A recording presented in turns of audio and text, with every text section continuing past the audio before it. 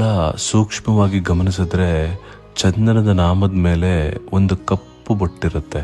ಆ ಕಪ್ಪು ಬೊಟ್ಟು ಏನಕ್ಕೋಸ್ಕರ ಇಡ್ತಾರೆ, ಅದು ಯಾವ ವಸ್ತುವಿಂದ ತಯಾರಾಗುತ್ತೆ ಅಂತ ನಿಮ್ಗೆ ಏನಾದರೂ ಗೊತ್ತಾಗ್ಬಿಟ್ರೆ ದಿಗ್ಭ್ರಮೆ ಆಗೋದ್ರಲ್ಲಿ ಆಶ್ಚರ್ಯನೇ ಇಲ್ಲ. ದಿಗ್ಭ್ರಮೆ ಅಲ್ಲ, ನಮ್ಮ ಕಾಲ್ ಕೆಳಗಡೆ ನಾವು ನಿಂತಿರೋ ನೆಲಾನೇ ಕುಸ್ತೋದಂಗಾಗತ್ತೆ. ಶ್ರೀ ಪಾಂಡುರಂಗರ ಕರುಣೆ ಅಂತಿಂತದ್ದಲ್ಲ. ಬನ್ನಿ, ಈ ಕಪ್ಪು ಬೊಟ್ಟು ಏನಕ್ಕೋಸ್ಕರ ಇಡ್ತಾರೆ, ಏನ್ರಿಂದ ತಯಾರು ಮಾಡ್ತಾರೆ ಅಂತ ಈ ಕಥೆಯಲ್ಲಿ ತಿಳ್ಕೊಳ್ಳೋಣ. ಪ್ರಪಂಚದ ಯಾವುದೇ ದೇವಸ್ಥಾನದಲ್ಲೂ ಭಕ್ತಾದಿಗಳನ್ನ ಗರ್ಭಗುಡಿ ಒಳಗಡೆ ಬಿಡಲ್ಲ. ಏಕೆಂದ್ರೆ ಅದಕ್ಕೆ ಅಂತ ನಿಯಮಗಳಿದೆ, ಪದ್ಧತಿಗಳಿದೆ. ಆದರೆ ಪಂಢರಾಪುರದಲ್ಲಿ ಅದು ತುಂಬಾ ವಿಭಿನ್ನ. ಯಾಕೆಂದ್ರೆ ಭಕ್ತಾದಿಗಳು ತಾವಾಗೇ ಹೋಗಿ ಭಗವಂತನ ಪಾದ ಮುಟ್ಟಿ ನಮಸ್ಕಾರ ಮಾಡ್ತಾರೆ.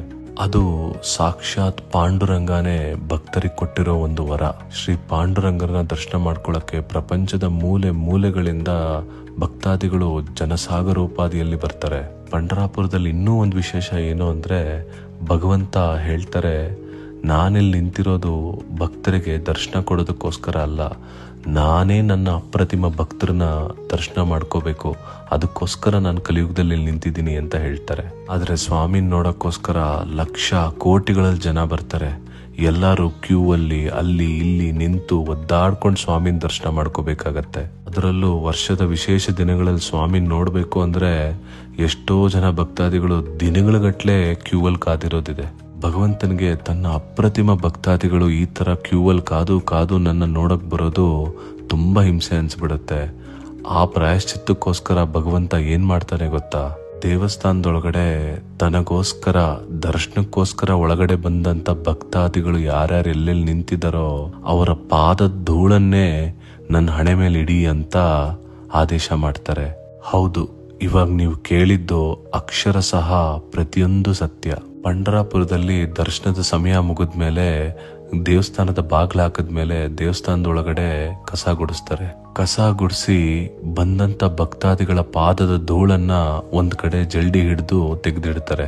ಆಮೇಲೆ ಆ ಭಕ್ತಾದಿಗಳ ಪಾದದ ಧೂಳನ್ನ ತಗೊಂಡು ಪರಮ ಪವಿತ್ರವಾದ ಚಂದ್ರಭಾಗ ನದಿ ನೀರಿನ ಜೊತೆ ಬೆರೆಸಿ ಒಂದು ಪೇಸ್ಟ್ ತರ ರೆಡಿ ಮಾಡ್ಕೋತಾರೆ.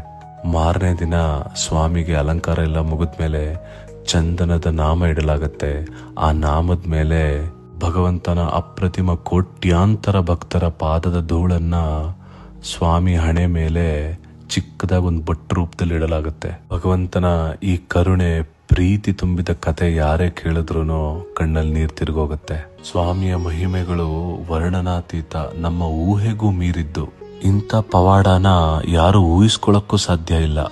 ಆದ್ರೆ ಅದೇ ಭಗವಂತನ ಶಕ್ತಿ, ಅದೇ ಭಗವಂತನ ಸತ್ಯತೆ.